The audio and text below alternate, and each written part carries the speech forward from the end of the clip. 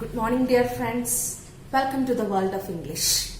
English ഗ്രാമറിന്റെ പുതിയൊരു അധ്യായത്തിലേക്ക് ഏവർക്കും സ്വാഗതം. ഇന്ന് നമ്മളോട് പരിചയപ്പെടാൻ പോകുന്നത് ഇംഗ്ലീഷ് ഗ്രാമറിന്റെ അല്ലെങ്കിൽ ലാംഗ്വേജിനെ തന്നെ സംബന്ധിച്ച് ഏറ്റവും പ്രധാനപ്പെട്ട ഒരു ടോപ്പിക് ആയിട്ടുള്ള ടെൻസ് ആണ്. എന്താണ് ടെൻസ്? ടെൻസ് ഒരു ഭാഷയെ സംബന്ധിച്ച് പറഞ്ഞാൽ ഫൗണ്ടേഷൻ ഓഫ് ദ ലാംഗ്വേജ്, അതാണ് ടെൻസ്. എന്താണ് ടെൻസ് അല്ലെങ്കിൽ കാലങ്ങൾ? ഒരു ക്രിയയുടെ അല്ലെങ്കിൽ ആക്ഷൻ വേർഡ്, ഒരു ക്രിയയുടെ സ്വഭാവവും ചെയ്യുന്ന സമയവും അടിസ്ഥാനമാക്കി ഒരു സെന്റൻസിനെ ക്രമീകരിക്കുന്നതിനെയാണ് ടെൻസ് എന്ന് പറയുന്നത്. ഒരു ക്രിയയുടെ സ്വഭാവം എന്ന് പറഞ്ഞാൽ സ്റ്റാറ്റസ് ഓഫ് ആൻ ആക്ഷൻ. സമയം എന്ന് പറഞ്ഞാലോ ടൈം ഓഫ് ആൻ ആക്ഷൻ. ഒരു സമയത്തെയോ ഒരു ക്രിയയുടെ സമയത്തെയോ സ്വഭാവത്തെയോ അടിസ്ഥാനമാക്കി ഒരു സെന്റൻസിനെ നമ്മൾ രൂപപ്പെടുത്തുന്നതിനാണ് ടെൻസ് എന്ന് പറയുന്നത്. ഏതൊക്കെയാണ് ടെൻസ് അല്ലെങ്കിൽ ഏതൊക്കെയാണ് കാലങ്ങൾ എന്ന് നമുക്കൊന്ന് നോക്കാം. സമയത്തെയും സ്വഭാവത്തെയും അടിസ്ഥാനമാക്കി സമയത്തെ അടിസ്ഥാനമാക്കി ടെൻസിനെ 3 ആയിട്ടും സ്വഭാവത്തെ അടിസ്ഥാനമാക്കി ടെൻസിനെ 4 ആയിട്ടും തിരിക്കുന്നു. സമയത്തെ അടിസ്ഥാനമാക്കി ടെൻസിനെ നമ്മൾ ഡിവൈഡ് ചെയ്യുമ്പോൾ ഒന്നാമത്തെ ടെൻസ് ആണ് present tense. Second one past tense. Third one future tense. സമയത്തെ അടിസ്ഥാനമാക്കി ടെൻസിനെ 3 ആയിട്ട് ഡിവൈഡ് ചെയ്യാം. എങ്കിൽ സ്വഭാവത്തെ അടിസ്ഥാനമാക്കി ഈ ഓരോ ടെൻസിനെയും 4 ആയിട്ട് ഡിവൈഡ് ചെയ്യുന്നു. നമുക്ക് അതിനെക്കുറിച്ച് വിശദമായിട്ട് ഒന്ന് നോക്കാം.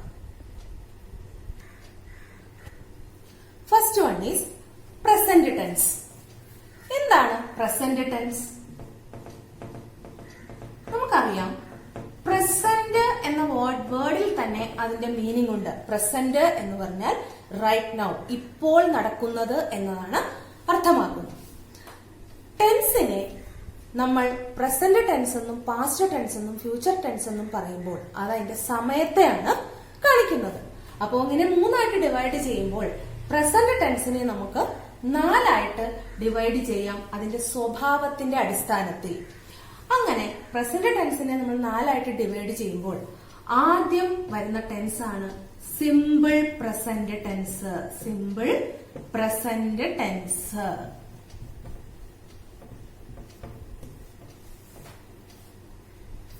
എന്താണ് സിമ്പിൾ പ്രസന്റ് ടെൻസ്?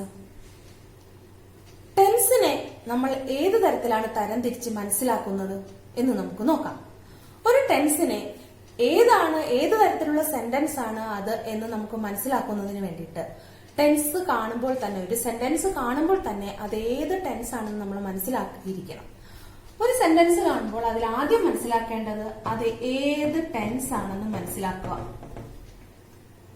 രണ്ടാമതായി മനസ്സിലാക്കാനുള്ളത് അതിൽ യൂസ് ചെയ്തിരിക്കുന്ന സഹായക്രിയ അല്ലെങ്കിൽ ഓക്സിലറി വെർബ് ഏതാണെന്നാണ്. നമുക്കറിയാം, ഓക്സിലറി വെർബ് എന്ന് പറയുമ്പോൾ സഹായക്രിയ. there are 24 auxiliary verbs in English language. ഏതാണ് ഓക്സിലറി വെർബ്? ഓരോ ടെൻസിലും ഡിഫറെന്റ് ആയിട്ട് യൂസ് ചെയ്യുന്ന ഓക്സിലറി വെർബ്സ് ഏതൊക്കെയാണെന്ന് മനസ്സിലാക്കുക. മൂന്നാമതായി മനസ്സിലാക്കാനുള്ളത് ഓരോ വെർബും അതിന്റെ ഏത് ഫോമിലാണ് നമ്മൾ എഴുതേണ്ടതാണ്. വെർബ് എന്ന് പറഞ്ഞാൽ നമ്മൾക്കറിയാം, ആക്ഷൻ വേർഡിനെയാണ് നമ്മൾ വെർബ് അല്ലെങ്കിൽ ക്രിയ എന്ന് പറയുന്നത്. നമ്മൾ ചെയ്യുന്ന ഓരോ പ്രവൃത്തിയുമാണ് നമ്മൾ ചെയ്യുന്ന ക്രിയ എന്ന് പറയുന്നത്. അപ്പൊ ഞാൻ എഴുതുകയാണ്, ഞാൻ ഇവിടെ ചെയ്യുന്ന ക്രിയ എന്ന് പറയുന്നത് എഴുതുക എന്നുള്ളതാണ്. അപ്പോൾ നമ്മൾ ഏതൊക്കെ ആക്ഷൻ കാണിക്കുന്നോ അതെല്ലാം ക്രിയകളാണ്. അപ്പോൾ ഓരോ ടെൻസിലും ഏത് വെർബിന്റെ ഏത് ഫോം ആണ് യൂസ് ചെയ്യേണ്ടതെന്ന് നമ്മൾ മനസ്സിലാക്കുക.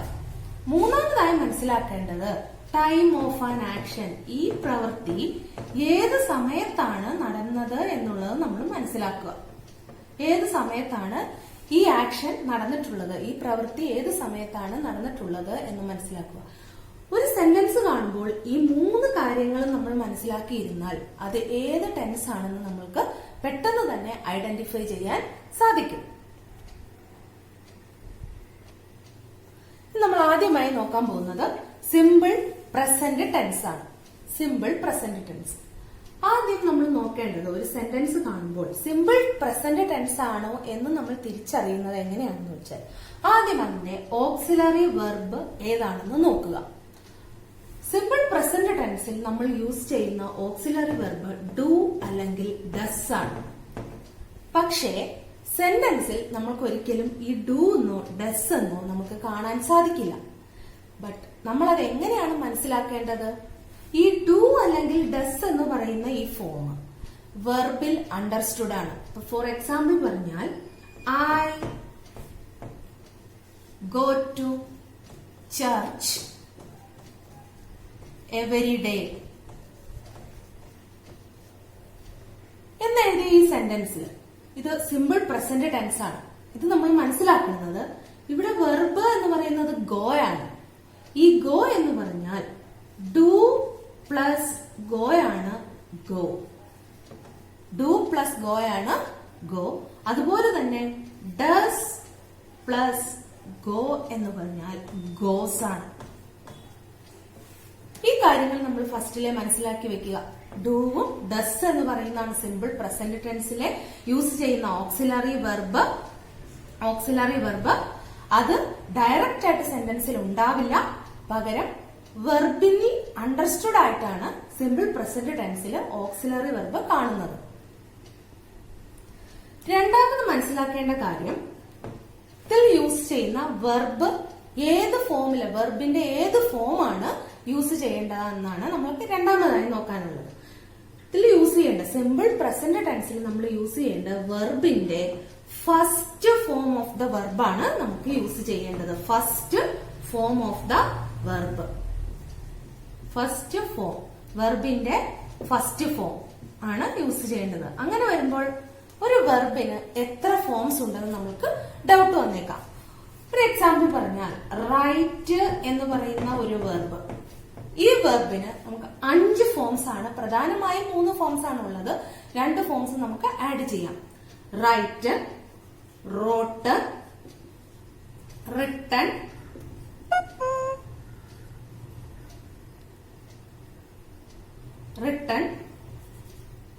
റൈറ്റ്സ്, ING ചേർത്ത് വരുമ്പോൾ റൈറ്റിംഗ്.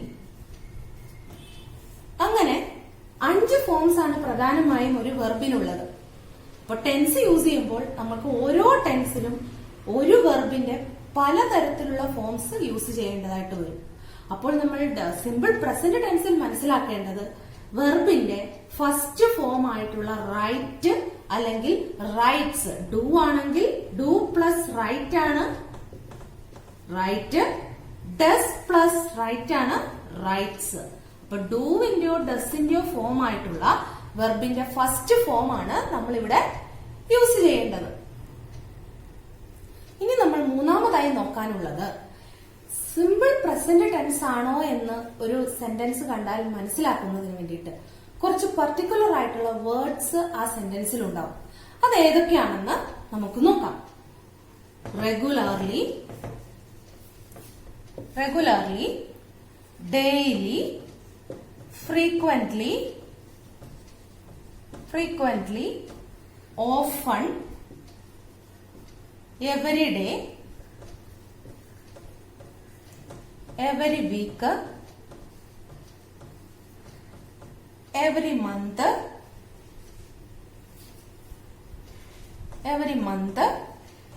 usually, etc. ഇങ്ങനെ കുറച്ച് വേർഡ്സുകൾ ഒരു സെന്റൻസിൽ ഉണ്ടെങ്കിൽ, ഇതിൽ ഏതെങ്കിലും ഒരു വേർഡ് ഒരു സെന്റൻസിൽ ഉണ്ടെങ്കിൽ നമ്മൾക്ക് നോ ഡൗട്ട് അത് സിമ്പിൾ പ്രസന്റ് ടെൻസ് ആണെന്ന് മനസ്സിലാക്കാം. ഇനി ഫോർത്ത് വൺ നമ്മൾ മനസ്സിലാക്കേണ്ട മറ്റൊരു കാര്യം, ഒരു സെന്റൻസ് സിമ്പിൾ പ്രസന്റ്, നമ്മൾ 3 തരത്തിലുള്ള സെന്റൻസുകളെയാണ് സാധാരണയായി സിമ്പിൾ പ്രസന്റ് ടെൻസ് യൂസ് ചെയ്യുന്നത്. ഒന്ന് യൂണിവേഴ്സൽ ട്രൂത്ത് എന്ന് പറഞ്ഞാൽ പ്രപഞ്ച സത്യങ്ങൾ. രണ്ടാമതായിട്ട് നോക്കാനുള്ളത് habitual actions. Third once repeated actions. ഈ 3 തരത്തിലുള്ള സിറ്റുവേഷൻസിൽ വരുന്ന സെന്റൻസുകൾ യൂസ് ചെയ്യുമ്പോഴാണ് നമ്മൾ കൂടുതലായും സിമ്പിൾ പ്രസന്റ് ടെൻസ് ഉപയോഗിക്കേണ്ടത്. എന്താണ് യൂണിവേഴ്സൽ ട്രൂത്ത്? എന്താണ് എന്താണ് യൂണിവേഴ്സൽ ട്രൂത്ത് അല്ലെങ്കിൽ പ്രപഞ്ച സത്യങ്ങൾ? നമുക്ക് ചേഞ്ചസ് വരാത്ത കാര്യങ്ങളെയാണ് നമ്മൾ പ്രപഞ്ച സത്യങ്ങൾ എന്ന് പറയുന്നത്. പ്രപഞ്ചത്തിലുള്ള മാറ്റം വരാത്ത കാര്യങ്ങളെ. ഒരു എക്സാമ്പിൾ പറഞ്ഞാൽ, sun rises in the east. ഇതൊരു യൂണിവേഴ്സൽ ട്രൂത്ത് ആണ്. സൺ എന്ന് പറയുന്നുണ്ട്, ഇവിടുത്തെ വെർബ് എന്ന് പറയുന്നത് റൈസസ് എന്നുള്ളതാണ്. അപ്പൊ നമുക്കറിയാം റൈസസ് എന്ന് പറയുമ്പോൾ ഇവിടെ യെസ് വന്നു. അപ്പോൾ റൈസിന്റെ ഡസ് ഫോം ആണ് ഇവിടെ നമ്മൾ യൂസ് ചെയ്തിട്ടുള്ളത്. റൈസ് പ്ലസ് ഡസ് ആണ് റൈസസ്. അപ്പോ യൂണിവേഴ്സൽ ട്രൂത്ത് പറയുമ്പോൾ നമ്മൾ ഏത് ടെൻസിന്റെ ഫസ്റ്റ് ഫോം ആയിട്ടുള്ള സിമ്പിൾ പ്രസന്റ് ടെൻസ് യൂസ് ചെയ്യുന്നു. Another example, sun sets in the west. Sun sets in the west. This is also considered as a universal truth. So ഇവിടെ നമ്മൾ യൂസ് ചെയ്ത വെർബ് എന്ന് പറയുന്നത് സെറ്റ് ആണ്. First form of the verb ആണ്. Does plus set ആണ് sets. അപ്പോൾ നമ്മൾ പറഞ്ഞ ഒരു ക്രൈറ്റീരിയ, യൂണിവേഴ്സൽ ട്രൂത്ത് പറയുമ്പോൾ സിമ്പിൾ പ്രസന്റ് ടെൻസ് യൂസ് ചെയ്യുന്നു എന്ന് പറഞ്ഞു. അതിന് best example answer sun rises in the east, sun sets in the west. ഒരു എക്സാമ്പിൾ കൂടി പറഞ്ഞാൽ, stars twinkles at night. Stars twinkle at night. ഇവിടെ twinkle എന്നുള്ളതാണ് വെർബ്. do പ്ലസ് twinkle ആണ് twinkle. do പ്ലസ് do എന്ന് പറയുന്ന auxiliary വെർബിന്റെ understood. എന്താണ് habitual actions? നമുക്കറിയാം ഹാബിറ്റ് എന്നാൽ നമ്മൾ എല്ലാ ദിവസവും കൃത്യമായി ചെയ്യുന്ന, യാതൊരു ഫോൾട്ടും ഇല്ലാതെ നമ്മൾ കൃത്യമായി ചെയ്യുന്ന കാര്യങ്ങളാണ് ഹാബിറ്റ് അല്ലെങ്കിൽ റൊട്ടീൻ എന്ന് പറയുന്നത്. ഒരു എക്സാമ്പിൾ പറഞ്ഞാൽ, I take Baat at 7 AM എന്ന് പറഞ്ഞാൽ ഞാൻ എല്ലാ ദിവസവും കുളിക്കുന്നുണ്ട്. രാവിലെ 7 മണിക്ക് 7 o'clock തന്നെ ഞാൻ കുളിക്കും. അതുപോലെ തന്നെ I go to school at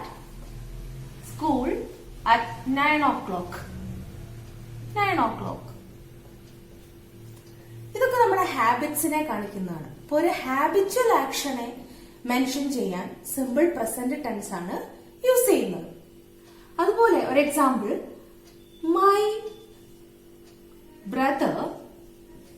my brother plays cricket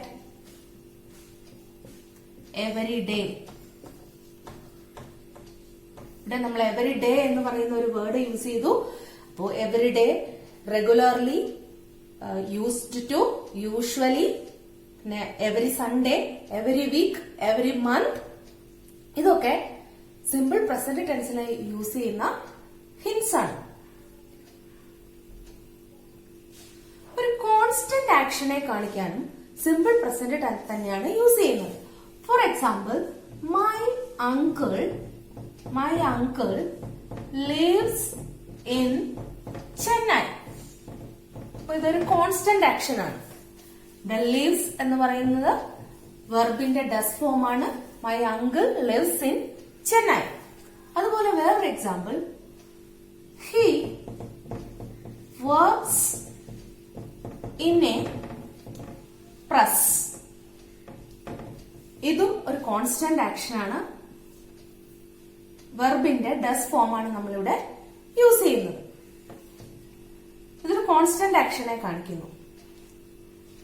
simple present tense use ചെയ്യുന്ന ഡിഫറെന്റ് സിറ്റുവേഷൻ നമ്മളിപ്പോ കണ്ടു കഴിഞ്ഞു. ഒരു universal truth, habitual action, repeated action, അതുപോലെ തന്നെ കോൺസ്റ്റന്റ് ആയിട്ടുള്ള ഒരു ആക്ഷനെയും മെൻഷൻ ചെയ്യാൻ നമ്മൾ സിമ്പിൾ പ്രസന്റ് ടെൻസ് ആണ് യൂസ് ചെയ്യുന്നത്. സിമ്പിൾ പ്രസന്റ് ടെൻസിൽ യൂസ് ചെയ്യുന്ന ഓക്സിലറി വെർബ് ഡു അല്ലെങ്കിൽ ഡസ് ആണ്. അത് മാത്രമല്ല വെർബ് യൂസ് ചെയ്യുന്നത് first form of the verb ആണ്.